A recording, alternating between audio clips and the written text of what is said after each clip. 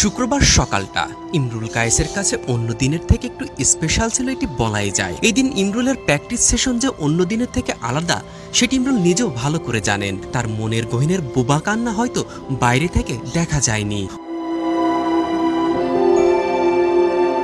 অনুশীলনের পুরো সময় জুড়ে ইমরুল যেন কোনো কিছু ভেবেই চলেছিল, কি যেন তার কাছ থেকে হারিয়ে যাচ্ছে, যে কষ্ট বুকের ভেতর ঝড় তুলেছে, কিন্তু চিৎকার করে কাউকে কিছু বলতে পারছেন না। অনুশীলন শেষে সাদা পোশাকের কিট ব্যাগ পরম যত্নে গুছিয়ে রাখলেন। হয়তো এক ম্যাচ পরেই সবকিছু তুলে রাখবেন, হয়ে যাবে সব অতীত। এই দিন যখন সতীর্থদের সাথে হাত মেলান তখন হয়তো বারবার ইমরুল বলছিলেন, বিদায় টেস্ট ক্রিকেট, বিদায় ফার্স্ট ক্লাস ক্রিকেট। বিদায়ের শেষ বেলায় এসে ইমরুল সত্যি আবেগপ্রবণ। অনুশীলন শেষে একাডেমি থেকে ড্রেসিং রুমে যাওয়ার পথে ইমরুলের অশ্রুসিক্ত নয়ন যেন সে কথাই বলছিল। আন্তর্জাতিক টেস্ট ক্যারিয়ার বড় করতে পারেননি ইমরুল, কেন পারেননি সেটি হয়তো সময় বলে দিবে। শেষ বেলায় ডেইলি ক্রিকেটের একান্ত সাক্ষাৎকারে জানিয়ে গেলেন আক্ষেপের কথা। না, আমি 2010-এ যেটা আমি লর্ডসে 75 রান ইনিংস খেলেছিলাম, আমি যদি 100 করতে পারতাম আমি সব থেকে বেশি খুশি হইতাম। বাট ওই সময় আসলে ফিলটা বুঝি নাই, কিন্তু যখন তামিমের নামটা অনার্স বোর্ডে দেখলাম তখন ফিলটা আরও বেশি আসছে, যে আমি তখন বুঝি নাই আসলে আমি পারতাম। তো এইটা আমার মানে একটা আক্ষেপ একটা থাকবে। মেজবাহ মিলন, ডেইলি ক্রিকেট।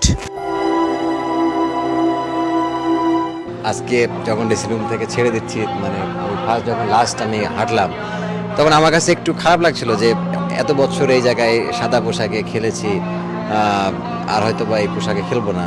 একটু নিজের কাছে একটু খারাপ লাগছিল। লাস্ট প্র্যাকটিস সেশনটা যখন করলাম, নিজের কাছে মনে হচ্ছিল যে না, এটা হয়তো আমার ফার্স্ট ক্লাসের লাস্ট প্র্যাকটিস, যদিও কালকে ম্যাচ খেলবো। বাট ডেফিনেটলি এটা একটা বড় জার্নি ছিল আমার কেরিয়ারে। এটা আমি যখন ছাড়তেছি, এটা অবশ্যই একটা খারাপ লাগার বিষয়। না, আমার অনেক প্লেয়ারই আমাকে বলেছে যে ভাই আপনি আরও 2 বছর খেলতে পারতেন, আপনি কেন ছাড়তেছেন।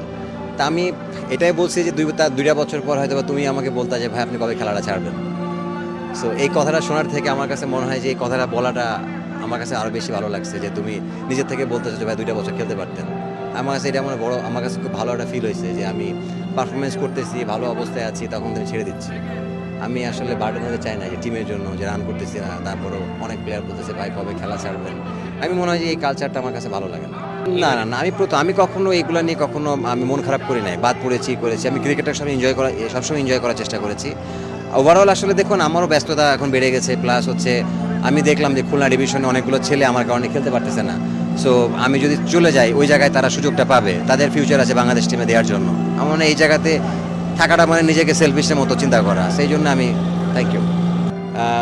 দেখুন, আমি বলবো না যে আমার মতো ভাগ্য নিয়ে না জন্মায়, বাট আমি আলহামদুলিল্লাহ টেস্ট ক্রিকেটে অনেক খেলেছি। না মানে যদি আপনার মানে ইন্টারন্যাশনাল ক্যারিয়ার ধরি, যে আপনি সেই পর্যাপ্ত সুযোগটা পান নাই যেটা অন্যান্য প্লেয়াররা পাচ্ছে, মানে এটা কি কখনো মানে এই যখন এই জার্নিটা শেষ হলো তখন কি মনে হয় যে আমার ক্যারিয়ারে আরও কিছু টেস্ট থাকতে পারতো? মানে আমি পার্সোনালি বিশ্বাস করি ভাই, আমার বাংলাদেশের জন্য দেওয়ার অনেক কিছু ছিল আরও ইন্টারন্যাশনাল ক্রিকেটে। আমার লাইফে পিক টাইমটা আমি ওই জায়গায় আমি মনে করছি আমি অনেক মিস করেছি আমার দেওয়ার।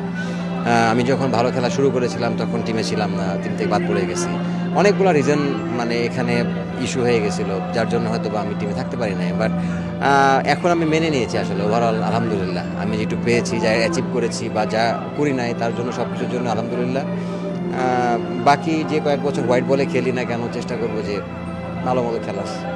না দেখুন, আমি তামিমের সাথে সবসময় ব্যাটিং এনজয় করতাম, আর ওর সাথে আমার ব্যাটিংটা পার্টনারশিপটা ভালো হতো সবসময়। ইচ আদার আমরা অনেক কথা বলতাম, ব্যাটিংয়ের সময় সাপোর্টিং থাকতো তামিম। যদি আমার কোনো প্রবলেম হতো আমি বলতাম, বা ও যদি কখনো মনে করতো যে না এখানে আমার আজকে প্রবলেম হচ্ছে, আমার সাথে শেয়ার করতো। আমার এই আন্ডারস্ট্যান্ডিংটা ভেরি ইম্পর্টেন্ট। এখন আমি দেখি যে ম্যাক্সিমাম প্লেয়াররা সবাই জানি না হয়তো ওপেনিংরা তারা কী প্ল্যানিং করে খেলে, বাট আমার মনে আছে আমরা যখন 2015-এ আমরা যে টেস্ট ম্যাচটা পাকিস্তানের সাথে আমরা ড্র করলাম, আমরা যখন 100 রানের পার্টনারশিপ হয়ে গেছে, তামিম আমাকে এসে বললো যে দোস্ত আমরা পারি এই টেস্ট ম্যাচটা আমরা ড্র করতে, আর তুই আর আমি যদি অনেক রেসপন্সিবিলিটি নিই, আমরা আরেকটা সেশন কষ্ট করে খেলি, জানি অনেক গরম, আমরা চেষ্টা পারবো। তো আমার মনে হয় যে আমরা তখন কথা বলতেছিলাম যে আস্তে আস্তে আরেকটা সেশন কীভাবে খেলবো। আর যখন আমার একটা বলারকে প্রবলেম হচ্ছিলো খেলতে, আমি ওকে বললাম, ও যখন টায়ার্ড লাগতেছিল তখন আমাকে বলতেছিল। এই যে আন্ডারস্ট্যান্ডিংটা ভেরি ইম্পর্টেন্ট আমি মনে করি, যার জন্য হয়তো আমরা ওই টেস্ট ম্যাচটা ভালো করতে পেরেছিলাম। না, বিজনেসটা আসলে দেখেন এটা আমাদের একটা মানে অন্য পার্ট, ওইটা আমাদের বিজনেস ম্যানেজমেন্ট আছে, সবাই ওগুলার বিজনেস নিয়ে কাজ করবে। আমি হয়তো বা ব্র্যান্ডিংয়ের বিষয়গুলো নিয়ে বা প্ল্যানিং বিষয় নিয়ে আমি আছি। বাট ওভারঅল যদি আপনি আমাকে ফুল টাইমের বলেন, আমি ডেফিনেটলি ক্রিকেটের সাথে, আমি ক্রিকেটের মানুষ। সারা জীবন মাঠে পার করছি, মাঠের বাইরে তো আর অন্য কিছু চিন্তা করতে পারি না। এখানে যে এক্সপিরিয়েন্সটা আমি আজকে আমার 17-18 বছরের এক্সপিরিয়েন্স আমি গ্যাদার করেছি, আমি মনে হয় যে এটা আমি ক্রিকেটের পিছনে দিলে আমি আরও বেশি এনজয় করব। কোচিং নিয়ে আমি প্ল্যান করেছি, আমি অস্ট্রেলিয়া লেভেল 3 করব। লেভেল 3 করার পরে ওখানেই আমি কোচিংয়ের সাথে ইনভলভ হওয়ার প্ল্যান করছি, যেহেতু আমিও, আপনারা জানেন হয়তো বা, আমি গত 2 বছর ধরে অস্ট্রেলিয়া রেসিডেন্ট পেয়ে গেছি, আমি ওখানে থাকা হয় আমার ম্যাক্সিমাম টাইম। তো ওখান থেকে আসলে প্ল্যান আসলে অস্ট্রেলিয়াতে একটা ভালো একাডেমি বিল্ড করা এবং ক্রিকেটের সাথে কাজ করা। আমি ওটা বললাম যে আমি প্রপার নলেজ নিয়ে প্রপারভাবে শিখে এসে যদি বাংলাদেশ ক্রিকেটে কখনো মানে কাজ করতে পারি, ডেফিনেটলি নিজেকে অনেক ভাগ্যবান মনে করি।